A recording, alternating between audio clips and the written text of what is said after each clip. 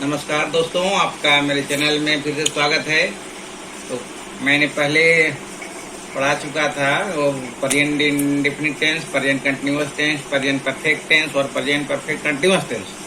चारों टेंस पढ़ा चुका हूँ। तो आज क्या करते हैं, चारों में से मिलाकर सेंटेंस बनाते हैं और चारों मिलाकर बनाते हैं, मिसलेनियस बनाते हैं, तो ताकि आपको अच्छी तरह समझ में आ जाए किसमें क्या डिफरेंस है। तो आप लोग भी समझते चलिएगा कैसे कैसे बनेगा। इसे यहाँ मिसलेनियस का स्पेलिंग लिखा है। बहुत लोग मिसलेनियस का स्पेलिंग नहीं जानते हैं, थोड़ा डिफिकल्ट होता है और ये प्रतियोगिता परीक्षाओं में पूछा भी जाता है मिस स्पेल्ड में। तो इसका स्पेलिंग याद कर लीजिएगा, MISCELLANEOUS। मिसलेनियस का मतलब होता है विविध। MISCELLANEOUS miscellaneous. तो चलिए शुरू करते हैं। जैसे आप क्या करते हैं, पहला वाक्य। तो आप क्या करते हैं, ये प्रेजेंट इंडेफिनिट टेंस का वाक्य हो गया। मुख्य क्रिया में ताहें तीहें लगा हुआ है। तो यहाँ बीच में क्या है, WH क्वेश्चन है। तो उसका क्या बनाएंगे, तुम बोलो तो क्या बनाएंगे, बोलो तो क्या। पहले क्या होगा, पहले चूंकि बीच में क्या है, तो वाक्य के बीच में जब क्या होता है तो WH क्वेश्चन होता है, तो पहले उसकी अंग्रेजी बनती है, यानी कि क्या की अंग्रेजी बनेगी। और यह प्रेजेंट इंडेफिनिट टेंस का वाक्य हुआ, तो इसमें सहायक क्रिया के रूप में डू या डज का प्रयोग होता है। तो यहाँ पर डू का प्रयोग हो जाएगा, क्योंकि यहाँ पर सब्जेक्ट आप है, आप जो कि सेकंड पर्सन है। What do you do होगा। What do you Do। आप क्या करते हैं, What do you do। ये प्रेजेंट इंडेफिनिट टेंस का वाक्य हुआ। आप इसी को प्रेजेंट कंटिन्यूअस में कर रहे हैं, आप क्या कर रहे हैं, आप क्या कर रहे हैं। तो यहाँ भी पहले क्या क्या बन जाएगा, व्हाट। अभी प्रेजेंट कंटिन्यूअस टेंस में सहायक क्रिया के रूप में EJMR का प्रयोग होता है। तो यहाँ पर EJMR के जगह पर आप के जगह पर क्या आप है यहाँ पर, तो UK के जगह पर के लिए क्या आया, आर आएगा। तो क्या होगा, बोलो। What are you doing। What are you doing। अब प्रश्न सूचक वाक्य है, इसलिए सर में क्वेश्चन मार्क लगेगा, चाहे हिंदी का वाक्य हो, इंग्लिश का वाक्य हो। अब क्वेश्चन ये उठ सकता है कि जब यहाँ पर ही है तो यहाँ पर प्रिपेयर्स क्यों नहीं हुआ भाई, प्रेजेंट इंडेफिनिट टेंस का वाक्य है। तो बोलो क्या हो सकता है, क्यों नहीं हुआ। क्योंकि जिस सेंटेंस में डू या फिर डज लग जाता है वहाँ पे क्रिया अपने मूल रूप में रहती है। हाँ, यानी कि डू डज या डीड भी लग जाएगा ना। हाँ, डू डज या फिर पास्ट टेंस हम लोग पढ़ेंगे, उसमें पता लगेगा। तो यहाँ पर डज लग गया, पहले यहाँ पर डज लग गया है, इसलिए यहाँ पर प्रिपेयर्स नहीं हो सकता। How does he prepare for the examination. अगर प्रिपेयर्स कर देंगे तो वह सेंटेंस रॉन्ग हो जाएगा ग्रामेटिकली। वह परीक्षा की तैयारी कैसे कर रहा है, किस टेंस का वाक्य, बोलो।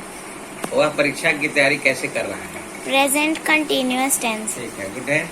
अब इसका क्या बनाएंगे, पहले कैसे का बनाएंगे, हाउ लिखेंगे, ठीक है।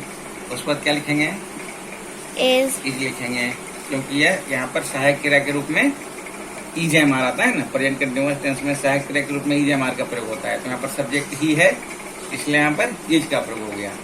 उसके बाद ही और परीक्षा की तैयारी करने का PREPARING, preparing for the examination, EXAMINATION, question mark. अब ये पूछने परीक्षा की तैयारी कैसे की है, अंत में ई लगा हुआ, की है। कौन सा टेंस का वाक्य हुआ, ये present perfect tense. Good. Present perfect tense में सहायक क्रिया के रूप में क्या प्रयोग होता है, हैव, हैज। हाँ, ठीक है। तो पहले यहाँ पर कैसे का बनेगा, हाउ, ठीक है। उसके बाद यहाँ सब्जेक्ट है उसने, तो उसने में सहायक क्रिया के रूप में क्या आएगा, हैज। हाउ हैज हो जाएगा, ठीक है, हाउ हैज।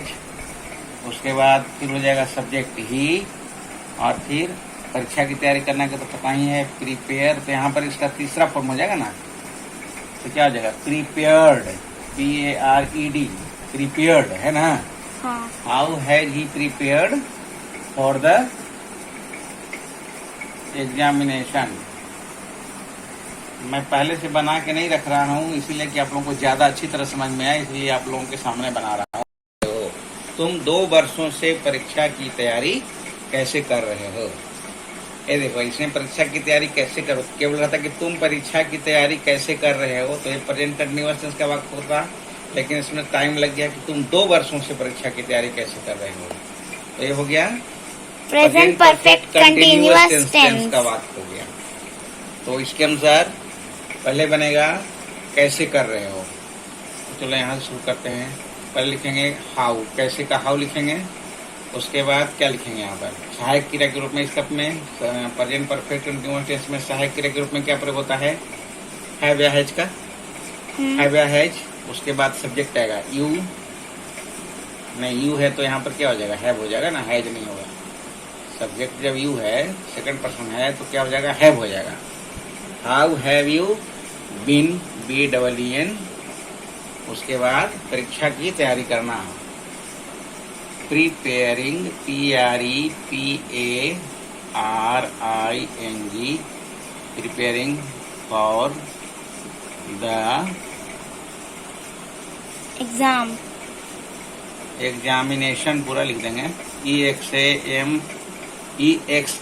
EXAMINATION। राइटिंग ठीक से नहीं लिखा है, कोई बात नहीं, चलो तुम 2 वर्षों से, और उसके बाद इसका 2 वर्षों से क्या हो जाएगा ना, और 2 years, और 2 years, और 2 YEARS दिख रहा है ना, क्वेश्चन मार्क, और 2 years, TWYERS, YEA लिखा है ना, YERS, ठीक है। जैसा मैं चाय पीता हूँ, ये प्रेजेंट इंडिफिनिट का वाक्य हो गया। मैं चाय पीता हूँ तो सिंपल बन जाएगा, क्या बनेगा बोलो। आई हाँ, ड्रिंक, आई ड्रिंक टी, क्या है, टेक टी मतलब चाय पी होना होता है। आई टेक ड्रिंक भी लिखेंगे तो मतलब कोई प्रॉब्लम नहीं है, कोई दिक्कत नहीं, चलेगा। ज्यादा चाय टेक टी माना जाता है। मैं चाय पी रहा हूँ, आई एम टेकिंग टी, मतलब सॉरी टी, हाँ, I am taking tea, TEAT। ये सिंपल दे रहा हूँ, बाद में कठिन दूंगा। अभी आप लोग को समझने की वजह से थोड़ा हल्का वाक्य दे रहा हूँ। मैंने चाय पी ली है, ये प्रेजेंट परफेक्ट टेंस का हो गया। आई हैव टेकन, टेक का तीसरा रूप होता है टेकन। प्रेजेंट परफेक्ट टेंस में वर्ब के तीसरा रूप का प्रयोग होता है, तो आई हैव प्लस टेकन हो जाएगा। टुक टेकन होता है, टुक सेकंड फॉर्म और टेकन थर्ड फॉर्म होता है। आई हैव टेकन टी, ठीक है। अब मैं 2015 से चाय पी रहा हूँ, देखो यहाँ पर मैं चाय पी रहा हूँ, प्रेजेंट कंटिन्यूअस का हो गया। आई एम टेकिंग टी, लेकिन यहाँ पर लग गया कि 2015 से, यहाँ पर समय लग गया, तो समय लग गया तो ये प्रेजेंट परफेक्ट कंटिन्यूअस टेंस का वाक्य हो गया। तो यहाँ पर हो जाएगा आई, यहाँ पर हैव बीन हो जाएगा, I have been taking tea. अब 2015 से निश्चित समय है, तो निश्चित समय के साथ सिंस का प्रयोग होता है। मैं पहले वीडियो में बता चुका हूँ, आप लोग देखिएगा पूरा वीडियो खोल के, जितना भी उसमें वीडियो है पूरा पढ़िएगा, समझिएगा, तो खूब अच्छी तरह समझ में आ जाएगा। अगर आपके पास देखने का समय नहीं है तो खोल कर केवल सुन भी लीजिएगा, काम भी करते रहिए, घर में सुनते भी रहिए केवल, तो भी आपको समझ में आ जाएगा। क्योंकि मैं बोलता भी रहता हूँ, I have been taking tea since 2015। तुम मिला लो। हाँ, आप देखते, अब चलिए यहाँ देखते हैं। अब जैसे देखिए, क्या आपकी गाय दूध देती है, यहाँ पर देना में देती है, तो ये प्रेजेंट इंडेफिनिट टेंस का वाक्य हुआ, सिंपल प्रेजेंट टेंस का वाक्य हुआ। अब यहाँ पर बोलो, इसमें क्या कहेंगे, क्या होगी, डज। क्यों? क्योंकि यहाँ पे आपकी गाय है ना, तो वो थर्ड पर्सन का सिंगुलर नंबर है, और प्रेजेंट इंडेफिनिट टेंस का वाक्य होता है, तो उसमें थर्ड पर्सन का सिंगुलर नंबर में डू या डच का प्रयोग होता है, और बाकी सबके साथ डू का प्रयोग होता है। गुड। तो यहाँ पर सब्जेक्ट आपकी गाय हुआ, और वाक्य पहले जब क्या, किसी भी वाक्य के पहले जब क्या लगा हुआ रहता है, तो उस क्या की अंग्रेजी उस वाक्य में जो सहायक क्रिया होती है वो पहले लिखकर बनाते हैं। तो यहाँ पर सहायक क्रिया के रूप में लिखेंगे डच, DOES। फिर बनाएंगे सब्जेक्ट, आपकी गाय, यानी कि your cow. Right sir, writing मेरा खराब है, इसमें बोलता हूँ ताकि बुक समझ भी लीजिएगा, स्पेलिंग समझ में नहीं आया तो। YOUR लिखा हुआ है, डज योर काउ, और give milk, GIVE, give milk, MILK। अब यहाँ पर क्वेश्चन मार्क है इसलिए प्रश्न सूचक वाक्य है, इसलिए यहाँ पर क्वेश्चन मार्क दिया गया है। चलिए आगे बढ़ते हैं। जैसे क्या आपकी गाय दूध दे रही है, तो किस टेंस का वाक्य हुआ, प्रेजेंट कंटिन्यूअस। चलिए ठीक है।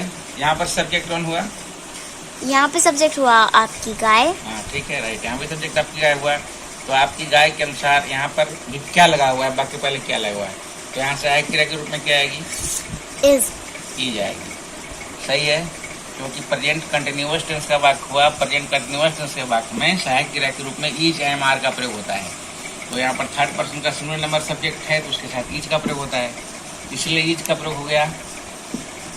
आपकी गाय, is your cow, you second person है, योर काउ सेकंड पर्सन नहीं है। योर काउ कहने से गाय का बोध हो रहा है ना, थर्ड पर्सन का सिंगुलर नंबर का बोध हो रहा है, ठीक है ना। Is your cow giving, GIVING, giving milk, MILK, question mark. क्या आपकी गाय दूध दे रही है? क्या आपकी गाय दूध दे चुकी है?